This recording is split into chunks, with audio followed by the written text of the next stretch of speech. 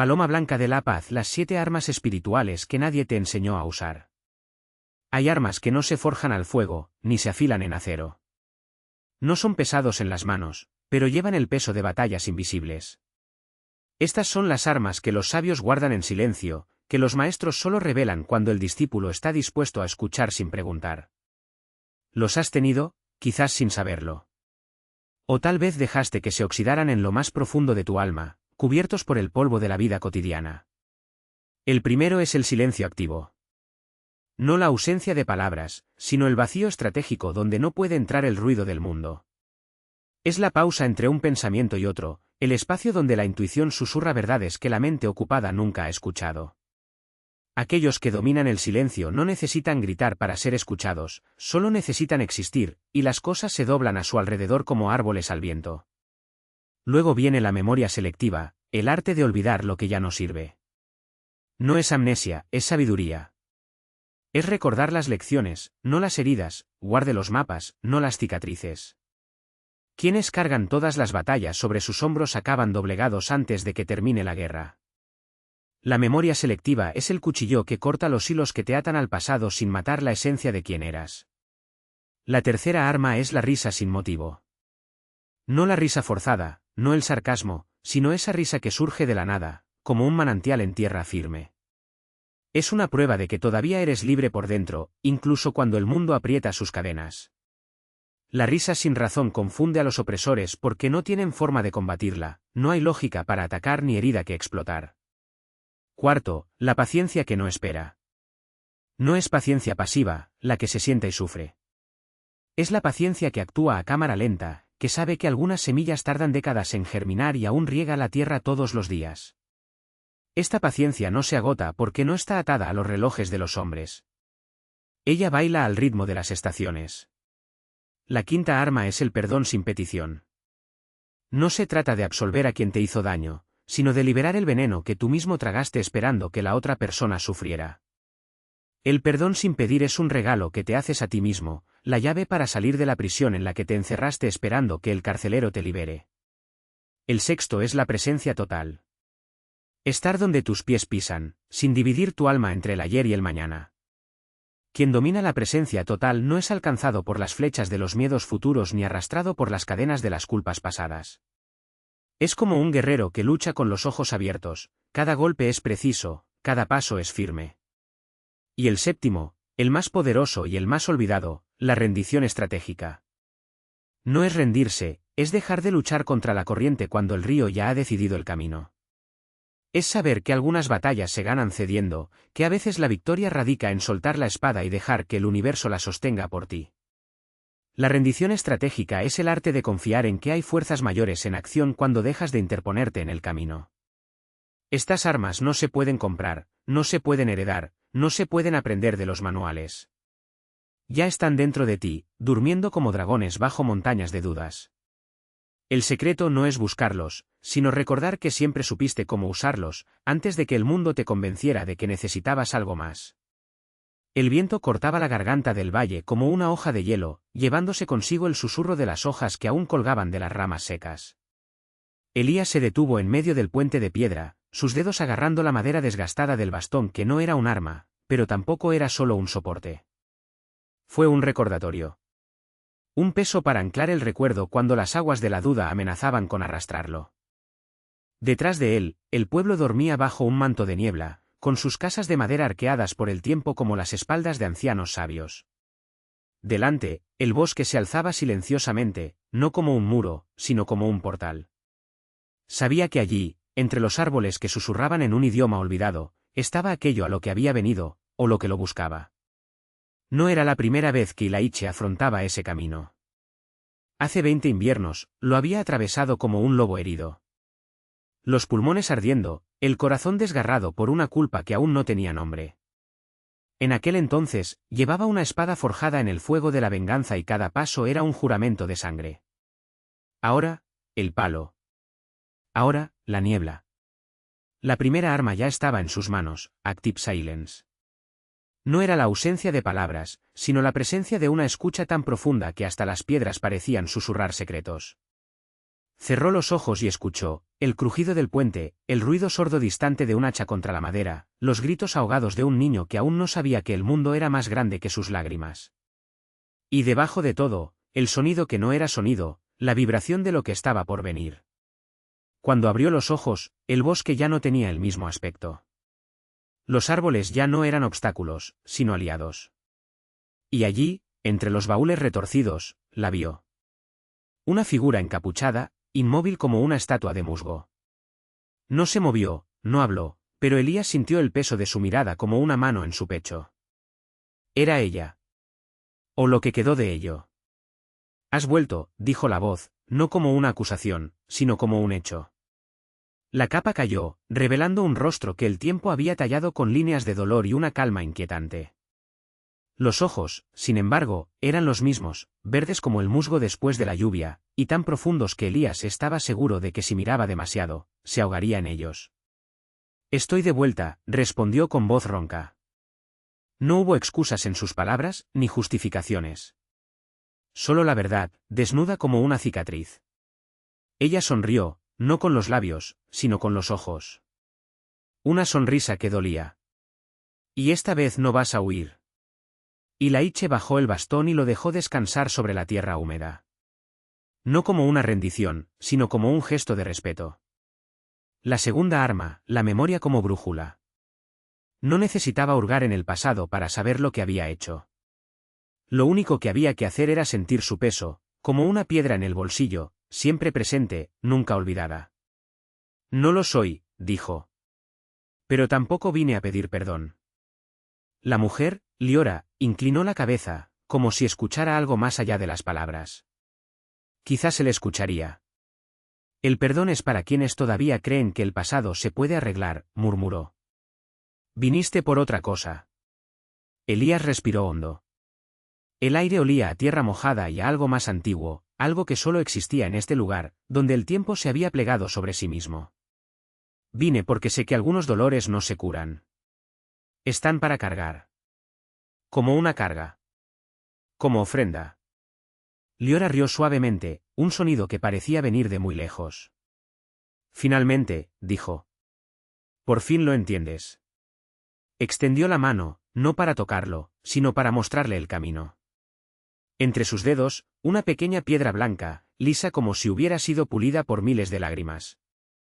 La tercera arma, susurró Elías al reconocerla. La paciencia que corta, confirmó.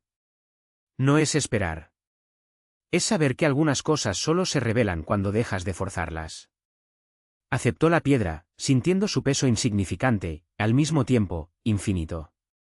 Juntos comenzaron a caminar hacia el bosque, donde la luz se filtraba en láminas doradas entre las hojas y el suelo era tan suave como el pecho de una madre. No hubo prisa. No hubo miedo. Solo quedaba el camino y la certeza de que, esta vez, Elías no estaba solo. El silencio entre ellos no estaba vacío, sino lleno del susurro de las hojas y el susurro de algo que no eran pájaros. El bosque respiraba, lenta y profundamente, como si cada árbol fuera un pulmón antiguo, guardando recuerdos de todos los que habían pasado por allí. Elías sintió la piedra blanca calentarse en su palma, no por el calor del sol, sino por algo más íntimo, como si reconociera el ritmo de su sangre. Ella caminaba delante de él, sus pies descalzos apenas tocaban el suelo, como si la tierra cediera bajo su peso. De vez en cuando, ella se volvía hacia él con una sonrisa que no era feliz, sino necesaria, como la luna después de una tormenta. No hablaron. No era necesario. Las palabras que intercambiaron ahora estaban compuestas por gestos, una mirada hacia arriba cuando una rama se movía sin ver. Un gesto sutil mientras el camino se bifurcaba en direcciones que los ojos normales no distinguirían. Hasta que llegaron al río. No era un río cualquiera. Sus aguas se precipitaron hacia arriba, desafiando la gravedad en espirales plateadas que se disolvieron en el aire como humo. En el centro esperaba una figura, un hombre o algo que alguna vez había sido un hombre, vestido con harapos que parecían cosidos con hilos de niebla. Su rostro era una máscara de cicatrices, cada una de las cuales contaba una historia que Laiche no quería escuchar. Tú trajiste la piedra, dijo la figura, y su voz era el sonido de piedras rodando en el fondo de un pozo. Bien. Pero no es suficiente. Dio un paso adelante, colocándose entre Ilaiche y el extraño. Él lo sabe, respondió con calma. La paciencia que corta no debe usarse. Hay que entenderlo. El hombre de la cicatriz se rió, un sonido que hizo temblar las aguas del río. Entonces es más tonto de lo que parecía. ¿Crees que la comprensión te salvará de lo que viene? Elías no retrocedió. En cambio, cerró los dedos alrededor de la piedra y sintió, por primera vez, su superficie moverse, no como algo sólido, sino como piel. Como si la piedra estuviera viva. Como si estuviera escuchando. No vine para ser salvo, dijo Ilaiche, y su voz sonó mayor de lo que era. Vine a terminar lo que comencé. El río dejó de fluir. El aire se volvió espeso, como miel. Y entonces, de la nada, las cicatrices del extraño comenzaron a sangrar, no rojas, sino una luz cálida y dorada que se derramaba sobre las aguas y las convertía en espejos. En los espejos, Elías vio fragmentos de sí mismo, el niño que temblaba debajo de la cama, el joven que empuñaba la primera arma con manos temblorosas, el hombre que ahora sostenía la piedra sin miedo. Pero entre estas imágenes había otras, cosas con demasiados dientes y ojos, cosas que siseaban su nombre como si fuera una oración. ¿Los ves?, murmuró, sin sorprenderse. Siempre han estado aquí. Espera. Elías respiró hondo. La piedra que tenía en la mano latió una vez, como un corazón. Entonces espera un poco más. La luz dorada de las cicatrices del extraño se extendió por el suelo, trazando líneas que se entrelazaron como venas en un cuerpo vivo. El aire olía a algo viejo, óxido e incienso, el olor de promesas incumplidas. Elías sintió que el peso de la piedra aumentaba, no en su mano, sino dentro de él, como si estuviera hundiendo raíces en sus huesos. No lo entiendes, dijo el extraño, y su voz ahora era un coro, muchas gargantas hablando a la vez. No esperan. Lo recuerdan. Las imágenes en los espejos se contorsionaron. El niño debajo de la cama ahora miró hacia arriba, no con miedo, sino con un hambre que Ilaiche no reconoció. El joven de la pistola tenía los ojos cosidos con hilo de plata, y cuando los abrió, no había iris, solo agujeros que absorbían la luz. El hombre que sostenía la piedra, él mismo, sonrió con dientes que no eran los suyos. Ilaiche apretó los puños. La piedra ardía, pero él no la soltó. ¿Recuerdas qué? El desconocido estiró los brazos y las cicatrices se abrieron aún más, brotando oro líquido que se solidificó en el aire, formando símbolos que ardían sin consumirse. Ilaiche los reconoció, o casi. Eran como las runas que su madre dibujaba en las puertas para impedir la entrada de lo que no debía entrar, pero distorsionadas, como si hubieran sido escritas por manos que ya no sabían lo que estaba bien. ¿Qué eras? Susurró, y su rostro se apartó por un instante, revelando algo detrás, una boca circular, llena de agujas. Que todavía lo eres. El río, antes tranquilo, empezó a correr al revés. Las aguas arrastraron consigo los fragmentos de Elías, arrastrándolos hacia los espejos. Vio sus propias manos extenderse, no para agarrar la piedra, sino para arrancarla de sí mismo. Algo dentro de él gritó, no de dolor, sino de alivio, como si fuera una carga que finalmente pudiera deshacerse. Pero Ilaiche ya no era el niño que temblaba.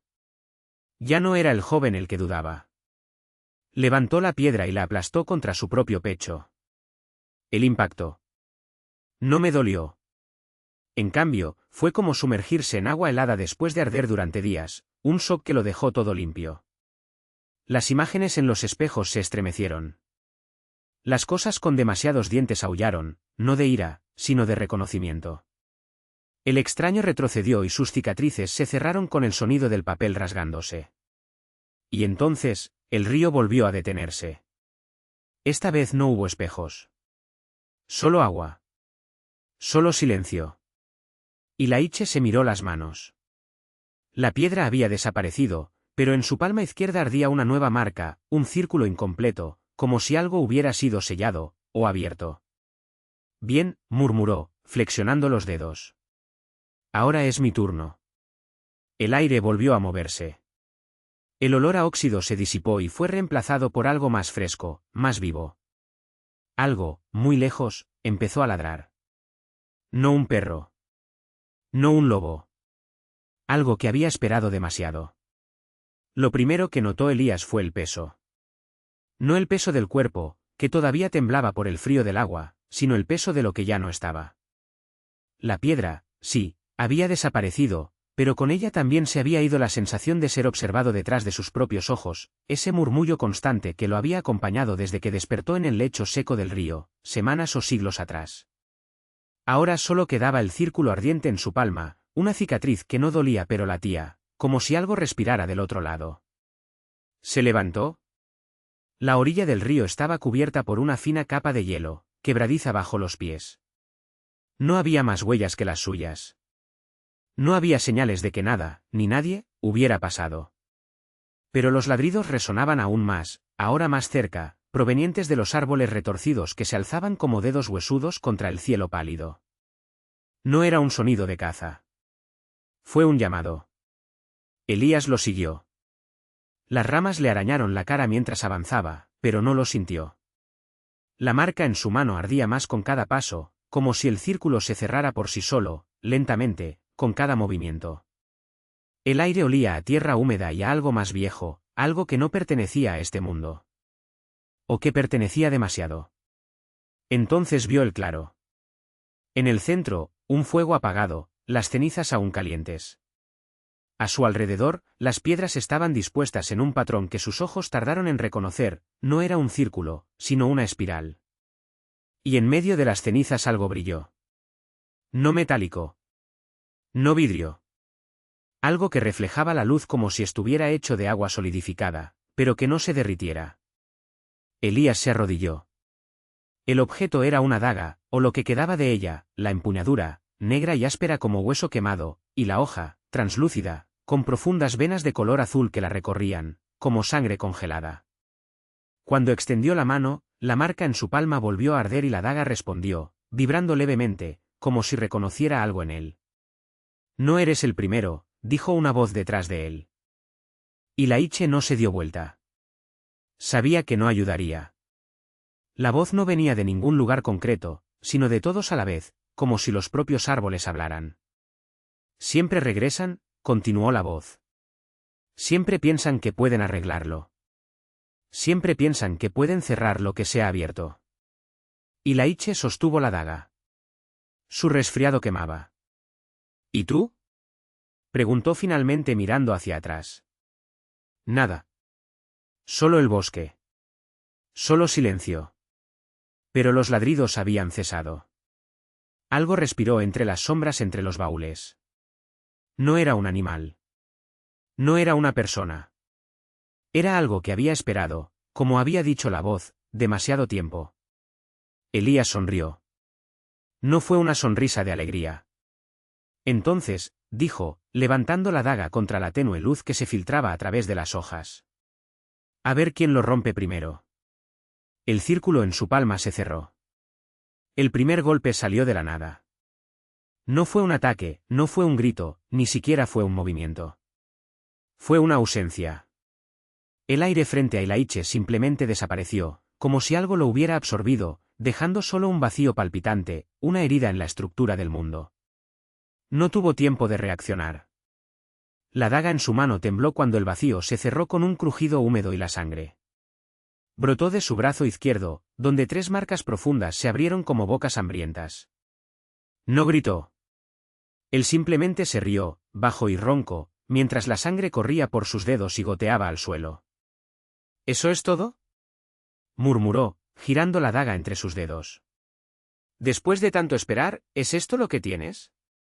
El bosque no respondió. Pero el suelo respondió por ella. Raíces negras, gruesas como serpientes, atravesaron la tierra a sus pies, envolviéndose alrededor de sus tobillos con una fuerza que no era física.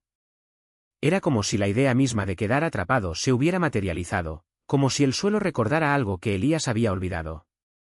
Cortó 1, 2, 3 veces, y las raíces se retrajeron con un silbido de dolor, pero no se soltaron.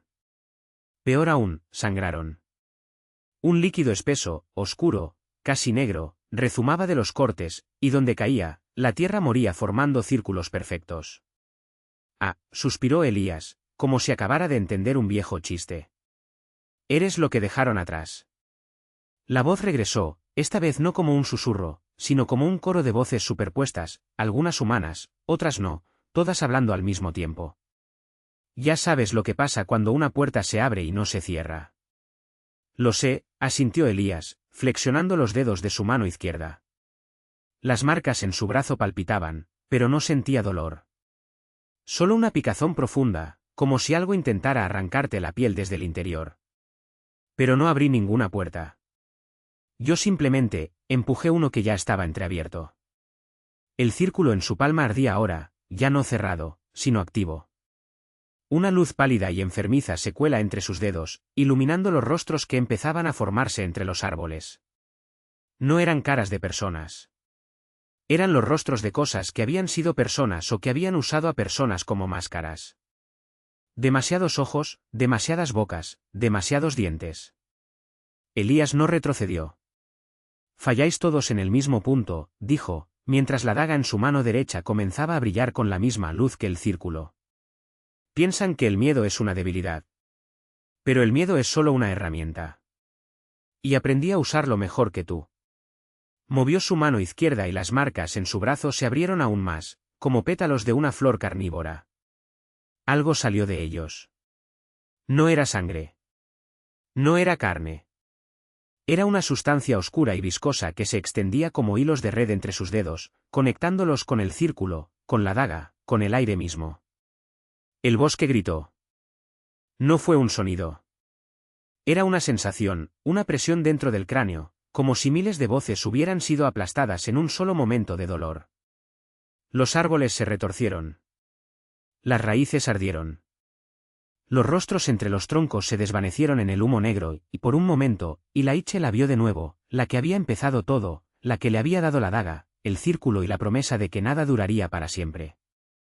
Mentiste, susurró, más para sí mismo que cualquier otra cosa. Nada termina. Simplemente, cambia de forma. El vacío frente a él se abrió de nuevo, pero esta vez Elías no esperó. Él tiró. Y algo fue arrancado del otro lado. Lo que surgió no fue la sombra que esperaba, ni la criatura que lo había perseguido durante años. Era solo una mujer, pálida, frágil, con ojos que ya habían llorado todos los lamentos del mundo. Sus dedos, finos como ramitas secas, temblaban al tocar el suelo, como si el peso de la existencia la aplastara. Me llamaste de nuevo, su voz era el eco de un viento que ya no soplaba. ¿Y ahora? Ilaiche dejó caer la daga. El círculo se hizo añicos. Allí ya no había magia, ni venganza, ni propósito. Solo el silencio del bosque, finalmente libre de los susurros que lo habitaban. Nada, respondió sentándose en la tierra húmeda. Solo, descansa. Ella sonrió, o tal vez fue solo el último temblor de sus labios antes de disolverse. No en humo, no en dolor, sino en un polvo ligero, transportado por el aire como semillas en el viento. Los árboles, ahora libres, extendieron sus ramas hacia el cielo y, por primera vez en siglos, la luz del sol tocó el suelo sin filtrar. Dale pesadillas. Elías cerró los ojos. Ya no había daga, ni círculo, ni promesas. Solo el cansancio de quien finalmente entendió que algunas batallas no se ganan, sino que se abandonan. Cuando volvió a abrir los ojos, el bosque respiraba. Y él, por primera vez, también.